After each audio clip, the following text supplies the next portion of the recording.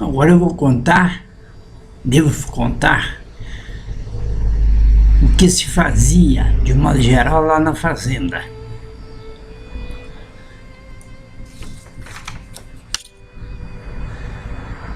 Vamos falar de uma... Lembrei de uma visita que nós fizemos lá na Serrinha. A Serrinha ficava assim, 2, 3 quilômetros da fazenda do açude. A Serrinha é um lugar, é um lugarejo, pouca gente, poucos habitantes. Nesses lugares, naquela época, tinha os armazéns, que eram denominados armazéns de secos e molhados, porque vendia de tudo.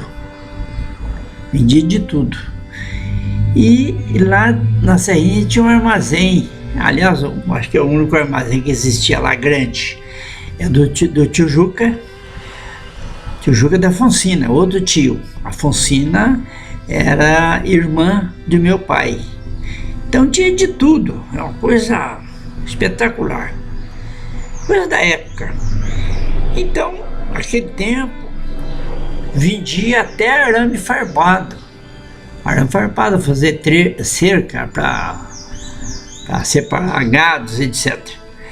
Então, e vendia remédio, vendia melhoral, já tinha melhoral, já tinha a cafeaspirina.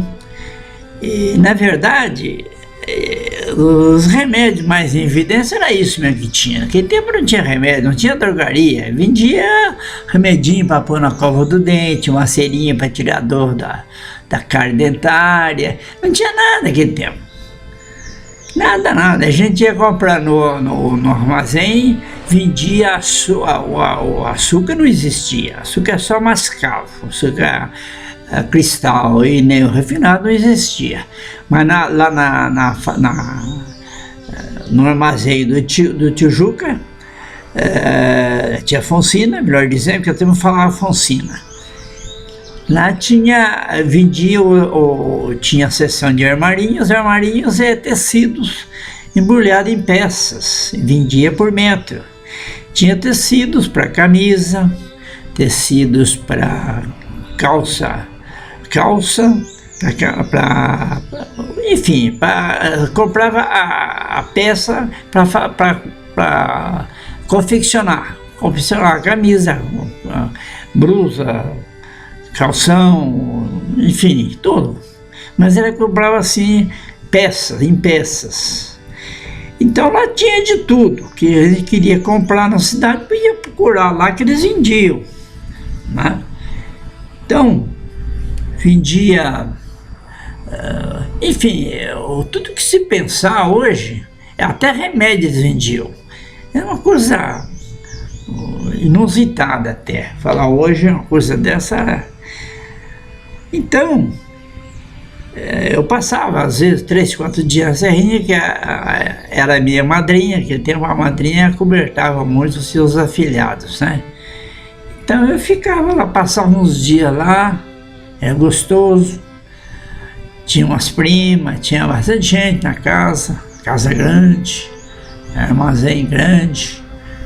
Depois, mais tarde, lá por volta de 1940, 41, eles foram para o Paraná.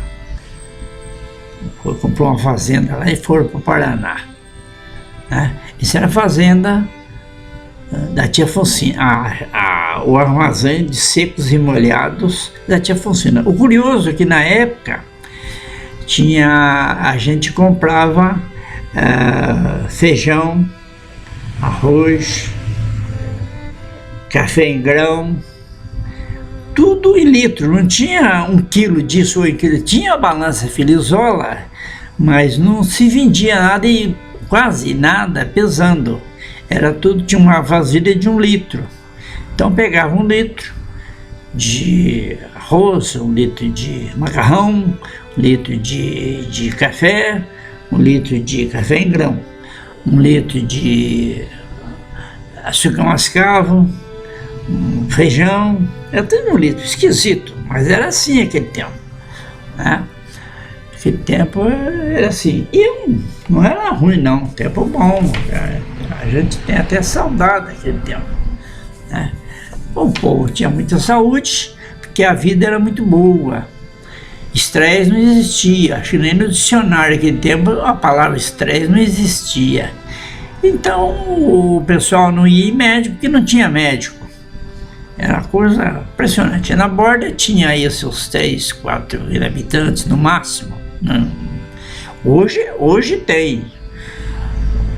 Hoje é lógico, cresceu muito, mas naquele tempo não tinha. Naquele tempo era, se tivesse 3 mil habitantes era muito. Então, a Serrinha a gente visitava de vez em quando, no armazém do tio, etc. Mas visita, meu pai levava os gêmeos com ele, eu e João, quando era perto, assim, no caso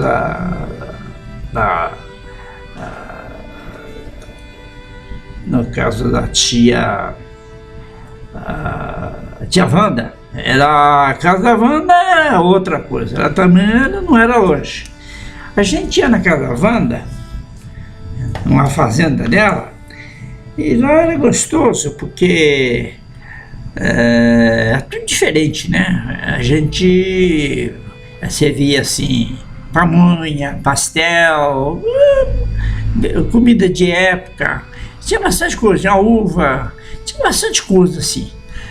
Então era gostoso, a gente comia comida diferente. Chegamos até a pousar uma vez que nós fomos lá. Tinha uma festa junina. Na festa junina, eles, não tinha luz elétrica, era tudo na base de fogueira. Clareava a fogueira que clareava a festa. Então era assim. Então, no levantar o mastro de São João, por exemplo, eu fui no São João. Levantar o mastro, o pessoal levantava o mastro através de foguete, aqueles foguetão, batia palma. Aquele povo era diferente, o povo crente, o povo muito religioso, completamente diferente de hoje, né? A gente eu lembro bem, mas que é bem diferente hoje é muito, muito, muito mais. Então, tinha um fogueteiro oficial, o cara era oficial, ele só fazia isso na redondeza. Até na cidade ele ia soltar fogo, porque você tinha que soltar foguete de vara, os foguetes tinham que soltar no meio do povo. Então tinha que saber soltar. De repente ele explodia no chão, se não soubesse manusear aquilo lá. Mas o que essas histórias não saem do pensamento da gente. Eram história bonita, gostosa, se lembrar. E na fazenda mesmo onde eu morava, também não tinha eletricidade, era tudo na base do lampião ou lamparina, movida a querosene. A querosene, ela que abastecia a lamparina e o lampião, a querosene ela era importada naquele tempo. Gasolina quase não tinha, porque não tinha carro em lugar nenhum. Gasolina era tudo importado, não tinha ainda a Petrobras, não existia, a famosa Petrobras não existia. Então, a querosene, ela vinha dentro do caixão aquela lata de 20 litros, que nós chamávamos lata de querosene. Até a marca eu lembro, a querosene tinha a marca Jacaré, vinha importada dos Estados Unidos. Então a gente clareava a cidade com lamparina e lampião. É completamente diferente dos dias de hoje, tá? Mas era gostoso, era muito bom. Havia outra visita curiosa que não me sai do pensamento. Isso por volta de 1938, mais ou menos. Eu deveria ter meus 6 anos de idade. Foi que meu pai convidou para ir na casa de uma tia dele, tia Maria, a tia dele. E chegamos lá, um lugar estranho, no meio do mato. Morava uma casinha lá no meio do mato. E a gente tinha que atravessar um pântano. Interessante, visitar um pântano, pisando naquelas tábuas, e fomos até chegar na casinha dela. Chegamos lá, o filho dela, ela e o filho dela. O filho dela nos atendeu e foi avisar a mãe que o Vicente, falar Vicente da Rosária, né? Tião da Rosária, eu era chamado de Tião da Rosária, e o João da Rosária, era assim que naquele tempo chamava pelo nome e o nome dos pais. E o Vicente da Rosária. Então foi avisar que o Vicente estava lá. Então a velhinha, calcule só, a Dona Maria, 103 anos. É pro filho dela, olha, vai lá e avisa o Vicente que eu já vou fazer um cafezinho para vocês. Eu vou lá recebê-lo na sala, né? E depois a gente faz um cafezinho para ele e tal. Aí apareceu a velhinha no colo do filho. Ela tinha 103 anos e voltou a ser criança. Era pequenininha. Ela foi encolhendo. Coisa estranha. Então o filho dela carregava no colo e levou para a cozinha fazer o café para a gente. Café, coisa impressionante. Café. Bule era de ágate, o bulão. O coador, que é esse coadorzão comprido no suporte, que chamava mancebo, né? E chaleira de ferro, botou a chaleira no fogo a lenha, e conversando, que diz o mineiro, proseando, e logo o café, a água ferveu. Então o café já estava no coador, ela soltou o café, a água fervendo, ela pôs um pedaço de rapadura, que era adoçada com rapadura, ou se não com água, açúcar mascavo. Mas lá naquele fundão lá, usava rapadura, e ela tinha uma mão certeira para fazer o café, e ficava um café gostoso. Lógico que eu não lembro do paladar do café, eu sei que era gostoso. Meu pai elogiava muito o café que ela fazia. E ela tinha a dose certinha, põe um pedaço de rapadura e fervia e já passava no coador e saía um café gostoso. Essa foi uma das visitas mais interessantes que eu achei. Apesar da idade, mas a gente lembra, tinha meus 5 anos mais ou menos, mas eu lembro disso. Aí, o que mais interessante que eu me lembro, por volta de 38, 39, mais ou menos, 1938, 39, o Lázaro estava no colo. Naquele tempo, as crianças, os meninos, usavam cabelo comprido, encaixado. Era uma moda que se usava na época. E o Lázaro estava no colo. Ele nasceu em 37 ou 38, não me lembro bem. Isso é um pouco antes, antes de 1940. E já era tarde, era 6 horas, 6h30, estava escurecendo. Um cidadão bateu palma. Naquele tempo, o mineiro sempre foi cordial. Tipo, naquele tempo não tinha assalto, não tinha nada. Então a cordialidade reinava em qualquer lugar. Então o cara bateu palma e falou: olha, eu queria que o senhor toma conta da fazenda. Toma conta da fazenda. Tal. Eu queria que você me arrumasse uma junta de boi para desatolar meu caminhãozinho. Aqueles fordinho antigo, baúzinho, importado dos Estados Unidos. Ele transportava ali,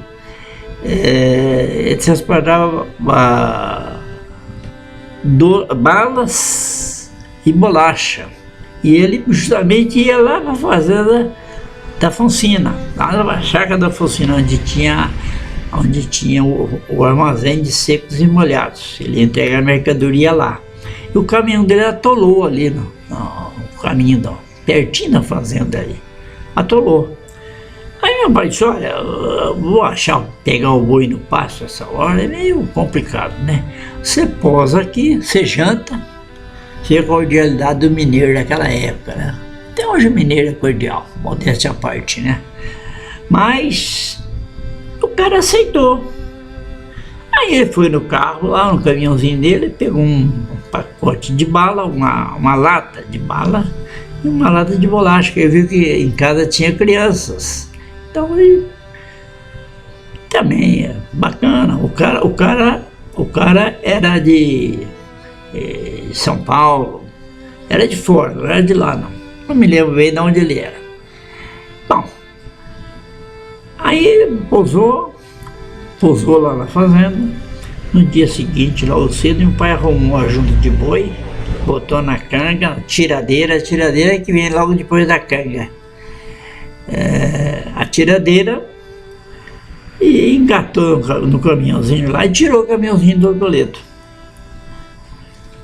Aquilo ficou marcado, a gente nunca lembra dessa passagem. Essa passagem. Depois, passado mais ou menos uns 40 anos desse acontecimento, o dito meu irmão mais velho já morava em Piracicaba. Ele era subprefeito do distrito lá de Piracicaba. Isso faz 40 anos depois desse acontecimento. O dito, ele é presidente de um clube lá, estava conversando com um amigo dele na mesa, acho que estava tomando uma refeição, qualquer coisa assim, e perto da mesa dele tinha um cidadão, falava alto, e falando bem do povo mineiro, né? Que ele, por volta de 38, 39, ele passou numa fazenda perto de Borda da Mata, mas ele era paulista, e contando a cordialidade do povo mineiro. Ele passou pela fazenda, o carro dele, o caminhãozinho dele atolou, ele pediu, contou a história, né, da ajuda que ele foi pedir, contou toda a história. Contou a história, que levou bala para as crianças, tinha um molequinho no colo, que usava cabelo encaixado, cabelo loirinho, que era o Lázaro. O Lázaro no colo. Começou a falar, coisa impressionante. Isso já fazia mais de 40 anos essa história aí. O dito levantou e falou: o senhor está falando da minha casa, o senhor esteve lá na minha casa. Coincidência. É uma coisa incrível, né? Coisa incrível. Contar essa história aí de mais de 40 anos passados. Então ele falou: você esteve na minha casa.